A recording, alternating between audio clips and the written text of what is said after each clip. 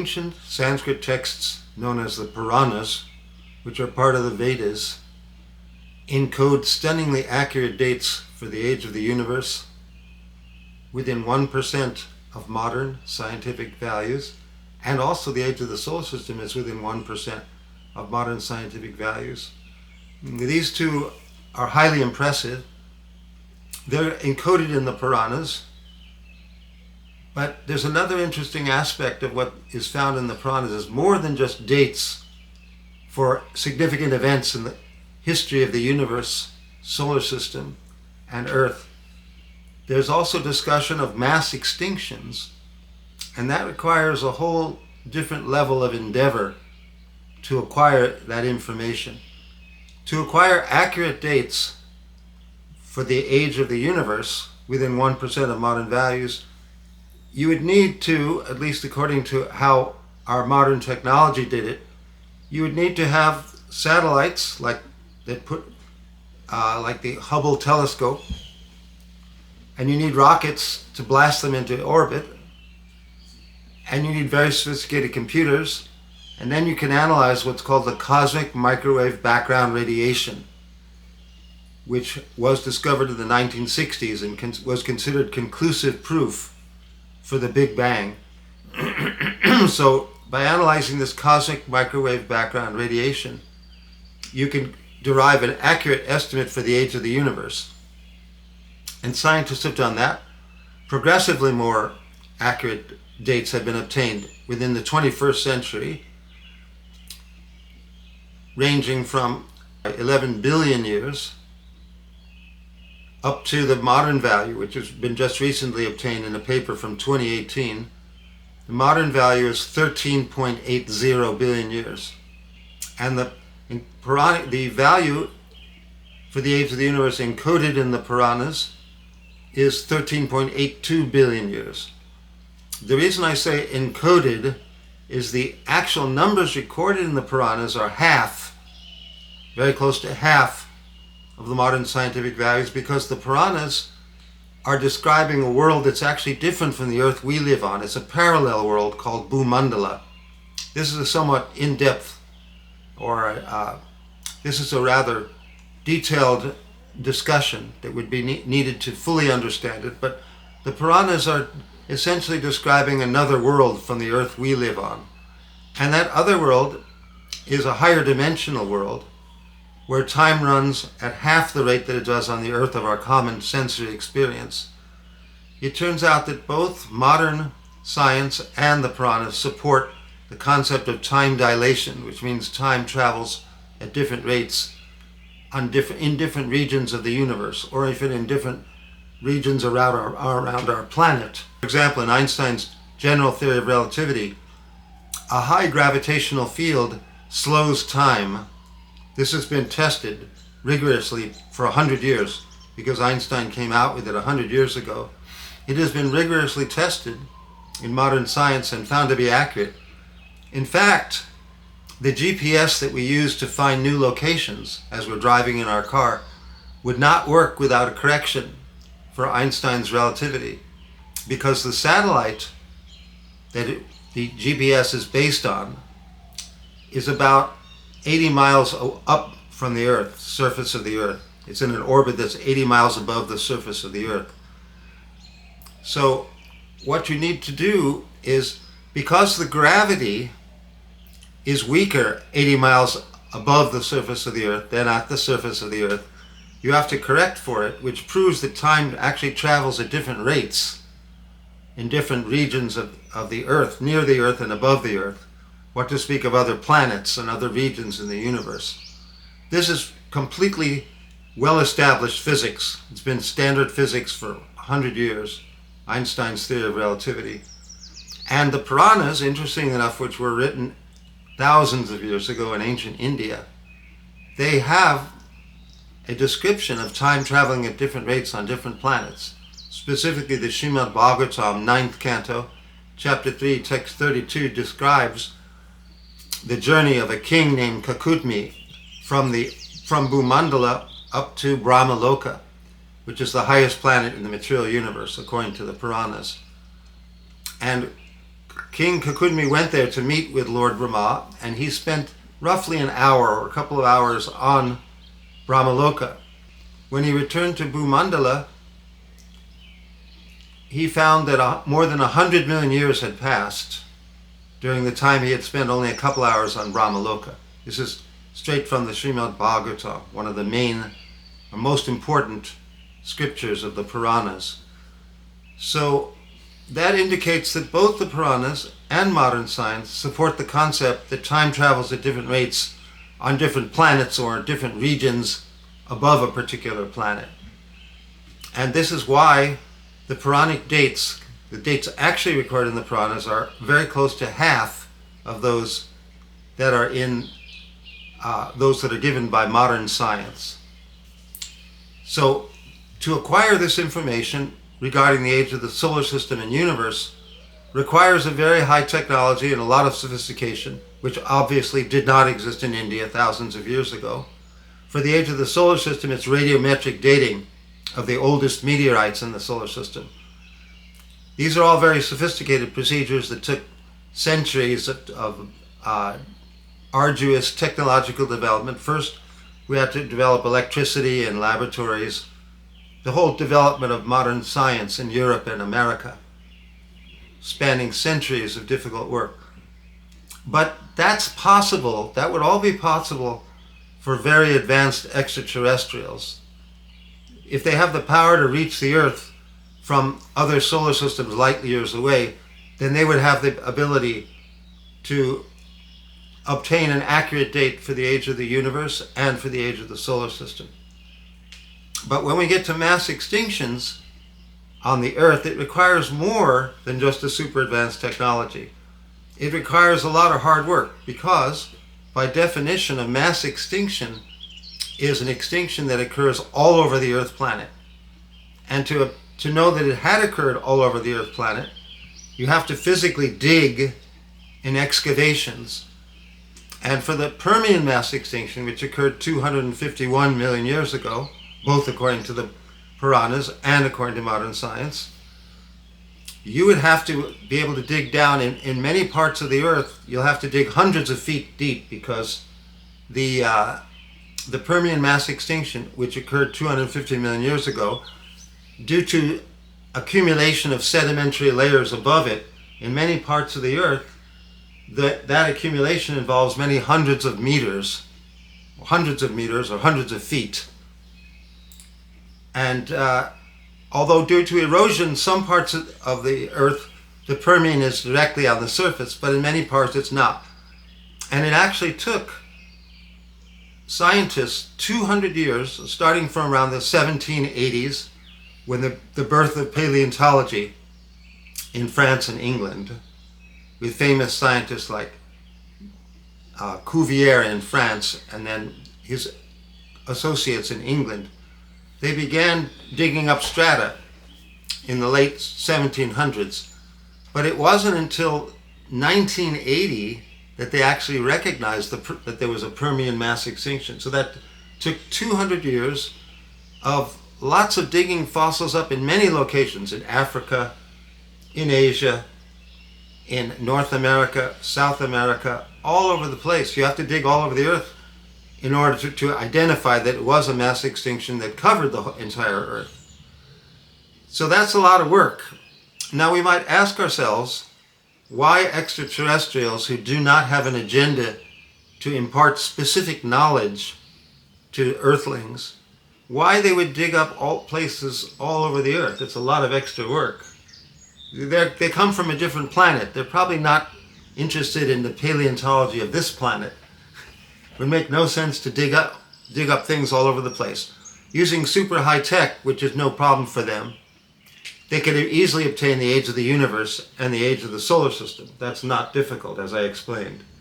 But to obtain the age of mass extinctions in Earth history requires, in addition to high technology, radiometric dating to get accurate dates for the strata through which you are digging.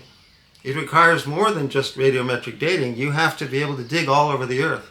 And there's no reason why these science fiction style aliens that we hear about in Star Trek would want to do that. If they're just independent playboy style aliens and they just travel all around the universe doing whatever they feel like, there's not much motivation for them to dig thousands of different excavations on the Earth planet. It doesn't make sense. Even if they had a time machine, which is way beyond modern science today, they would still have to go around the Earth physically to see that it had occurred in many different places around the Earth. Plus, they don't know when in the past it occurred. They'd have to go back systematically every few years using the time machine and then observing what was going on the Earth at that time. That's a lot of work, and for which there's no clear motive why they would want to do that. If they suppose that some advanced aliens came to Earth a few thousand years ago, they looked around at the Earth and they found the most advanced civilization at the time was in India.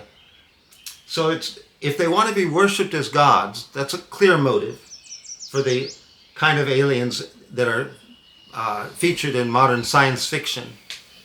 The playboy style aliens who just travel around doing whatever they like. If they came to the Earth and they feel like being worshipped by Earthlings, all they have to do is show their high tech. That's enough to get worshipped. It would be very easy for humans who lived thousands of years ago. They would be impressed immediately. For example, the Aztecs of Mexico, 500 years ago, when Cortez came with his conquistadores to conquer them, simply because they had cannons, they were able to impress the Aztecs. Because the Aztecs didn't have any guns or anything using gunpowder. That was all developed in Europe. So the Spaniards had powerful weapons of destruction, cannons, and that was enough to get them worshipped as gods by the Aztecs. And that's a cannon, you know, a 500-year-old cannon is nothing compared to a spaceship, you know, and that kind of tech that the aliens would have to be able to reach our planet from wherever else they live. So if they want to be worshipped as gods, all they need to do is show off some high-tech stuff. Do some levitations, break down a few mountains with laser beams. You know, that's all. Then the Earthlings would worship them. And they get what they want there. If they wanted to exploit humans as slaves, they also don't need to impart detailed knowledge of paleontology to them. They just round them up and exploit them as slaves. And the most crude option of all, as modern humans eat pigs and cows and exploit various lower animals for food, if they just wanted humans as a source of food, that also makes no sense that they would want to impart detailed paleontological knowledge to them. So there's no reason why they would impart that detailed paleontological knowledge unless they had a motive, a clear motive to educate Earthlings in a particular direction. And that motive, the most clear and obvious motive, would be as if the universe is being run by a supremely all-powerful God, a supreme source of everything, called Vishnu in the Puranas, Vishnu or Narayan. And he has many agents who go around training up the residents of planets to be moral and not perform activities that harm others. In other words, there's an active educational program throughout the universe given by these great sages who work under Vishnu's order. And they're not independent freestyle playboys who go around doing whatever they feel like. They have clear motive. They want to educate humans to realize something about the material energy. One of the major themes of the Puranas is called pralaya, or mass extinction. In order to convince people that the material world is not the most desirable place to be, the Puranas have detailed descriptions of systematic mass extinctions, just like in modern paleontology. In modern paleontology, there's no reason given, of course, because there's no reason ultimately for anything. If you have an impersonal worldview, there's no God, and his agents are not actively training people throughout the universe, there's no reason for anything. It's just all pure accident in an atheistic, materialistic worldview. But in the Puranic worldview, the reason why the great sages describe these mass extinctions is to convince people that it's not really in their interest to stay in the material world, that there's a superior world beyond all the material planets. There's a superior world where you have an eternal body, you never get sick or old, and you can enjoy at a much higher level. So the whole goal of the Puranas is to impart this knowledge to people. And along the way, in order to make it more convincing, they give a lot of information about the material energy. Like they describe these pralayas, they give accurate dates for the age of the universe, the age of the solar system. And it's not just the Permian mass extinction, they describe other mass extinctions also. For example, the late Eocene mass extinction and the Toarcian mass extinction.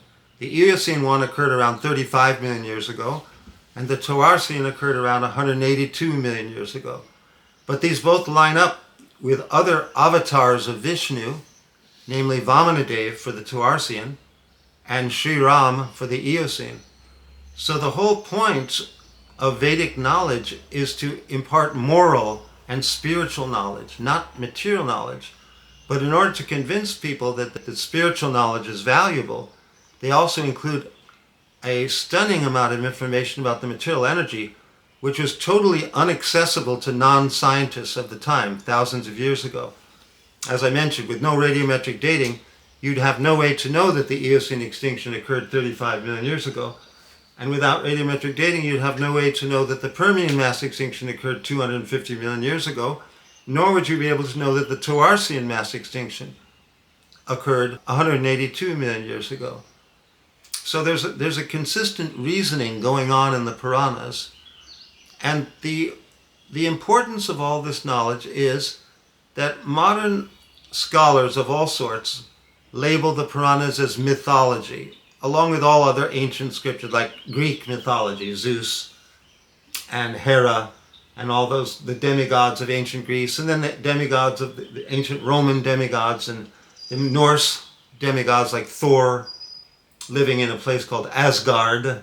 That's all classified nowadays by scholars, by academics, by those who teach us things in school. That's all classified as mythology. So the reason I'm giving this information, the reason the Puranas give this information, is to convince you that it's not mythology, because these are super accurate dates that require radiometric dating when the sages of ancient India had no radiometric dating. And the age of the universe and the age of the solar system, when you add up all the evidence, it indicates a very high level of knowledge of how the material energy is operating. And that high level was not obtained by the empirical methods of modern science, which did not exist thousands of years ago in India. It was attained by revelation by great sages, Prajapatis and demigods, who came to Earth with an agenda to train up Earth people to live a moral life, to live a life based on principles that would help them to advance. For example, karma. Karma and reincarnation are very important. Many religions struggle to explain how a child can be born blind, or born in Africa with syphilis and having horrible diseases right from the start and not enough food to eat. There are many children in impoverished countries that live a terrible life. If this is our only life, why would God whimsically and for no reason just throw people into these situations? It doesn't make a lot of sense. You have to struggle very hard. The religious people who believe that have to struggle very hard. Whereas the Puranas teach reincarnation and karma, that if we're suffering now, it's because of actions we performed in the past. So therefore, the great sages and Prajapatis and Devas, they're called in Sanskrit, they came to the earth to help earth people get free from bad karma, to help people live a life that would allow them not to have to experience suffering in the future. So these are very altruistic beings, these great sages who came from higher planets to teach the earthlings and who imparted this advanced knowledge that I've been describing. They're very altruistic, they're very good-hearted people. They have an agenda. They want earthlings to know about the law of karma and know about reincarnation, so they don't perform actions that harm, that are going to cause them pain in the future. That's extremely important. So the Puranas have a deep level of altruism and love and compassion that are given by these great sages. It's not like modern educational system where everything's accidental. If you're suffering, too bad, that's your lot. That's your genome, happens to be set up in such a way that you're going to suffer, and there's nothing you can do about it. There's no God to help you out. There's no reincarnation. When you're dead and you're all finished forever. If you see how stark and nihilistic this worldview is compared to the compassionate and loving worldview of the Puranas, you might decide that it's worth checking out the Puranas, because they're different. They're fundamentally different from other religious scriptures that we know about, like the Bible and the Quran, which I do not intend to denigrate at all. They also give a very beautiful message. But the problem is that those scriptures don't give any evidence that would allow them to be understood to not be mythology. That's why the Puranas are a cut above.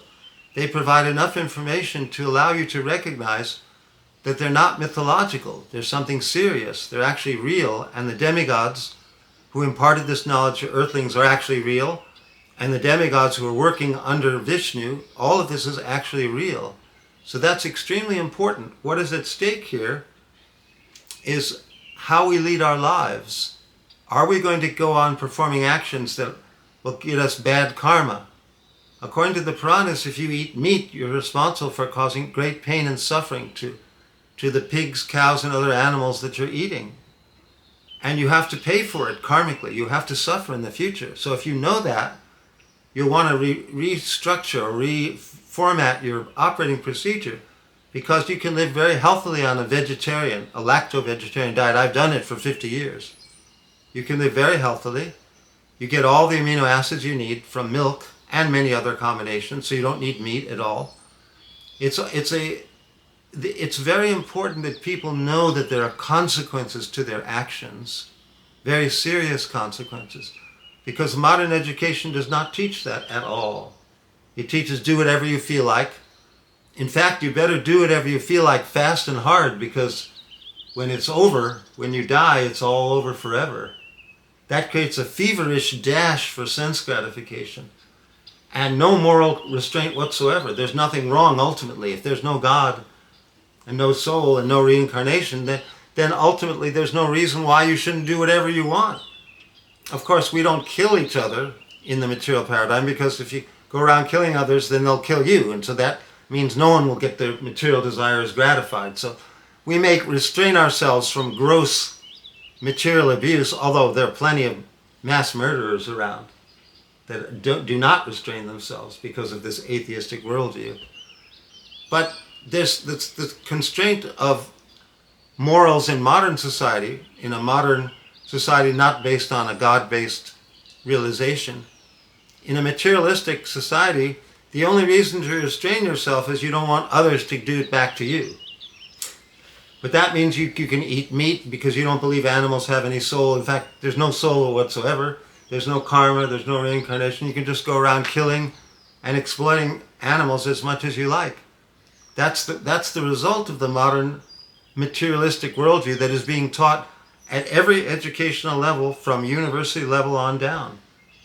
The reason why the world is full of wars and violence and hatred and exploitation is because this materialistic worldview does not offer you anything higher, does not offer you any reason to live a moral life and restrain yourself morally and rationally. So the purpose of this video is to invite people to check out the Puranas. There's a lot of good reason for wanting to take the Puranas seriously, reasons that I have given. And even better than all of the reasons I gave for the advanced material knowledge, is the spiritual knowledge is what's really important in the Puranas, to allow you to realize your nature as a spiritual being, independent of the material energy, to allow you to realize that it's out of illusion that we falsely identify with our material bodies, because we are ultimately non-material beings. We can come to a much higher level of existence by following the Vedic paradigm, whereas following the materialistic paradigm, there's no hope for coming to a higher level of existence. There's no ultimate hope at all. All there is if you're clever enough to gratify your senses expertly for 60 or 70 or 80 years, then that's all you get if you can do that. And as you get older, it becomes more difficult. It becomes a feverish dash for sense gratification, with the ultimate haunting reality that in a few years it's all going to be finished. So think carefully about this. Think about the ultimate spiritual value that's being offered. And if you find it relevant, then please do check out the Puranas. There are different kinds of Puranas for people in different modes of nature, meaning people with different psychological tendencies. So there are three modes of material nature according to the Puranas. There's goodness, passion, and ignorance. In ignorance, one is violent and doesn't consider higher principles of morality. In passion, one is very fixed on sense gratification, but also will try to get away with whatever immoral actions he won't be penalized for, obviously. But in the mode of goodness, a person is very concerned with compassion and love for others and helping others and realization of transcendental knowledge, realization of our non-physical nature as transcendental beings. So a person in the mode of goodness will be attracted to the Puranas that are in the mode of goodness. So these are the particular Puranas that we are advocating, like the Padma Purana and the Skanda Purana and the Vishnu Purana. And even better than all of these that I just mentioned is the Bhagavat Purana, because the Bhagavat Purana gives the most complete exposition of spiritual knowledge, our actual true spiritual nature, and a detailed discussion of the three modes of material nature and karma and reincarnation. These are the best Purana to read is called the Bhagavat Purana, also known as the Srimad Bhagavatam. And the introduction to Srimad Bhagavatam is Bhagavad Gita. So the Bhagavad Gita there are many different translations. Unfortunately, some do not follow the original spirit of the text, but try to screw an obscure meaning out of the text. Therefore, among all the Bhagavad Gitas, I recommend the Bhagavad Gita as it is. It's published by the Bhaktivedanta Book Trust, which also published the Srimad Bhagavatam. And if you don't want to buy a physical copy, you can read them all. They're the full text of the Srimad Bhagavatam and the Bhagavad Gita and many other very valuable books. The entire full text is available free at vedabase.com, so you don't have to buy anything. You can just read the whole thing free online. The books are extremely attractive. They have beautiful artwork and a beautiful layout. So if you want the books, you could just order them from the Bhaktivedanta Book Trust. Thank you very much.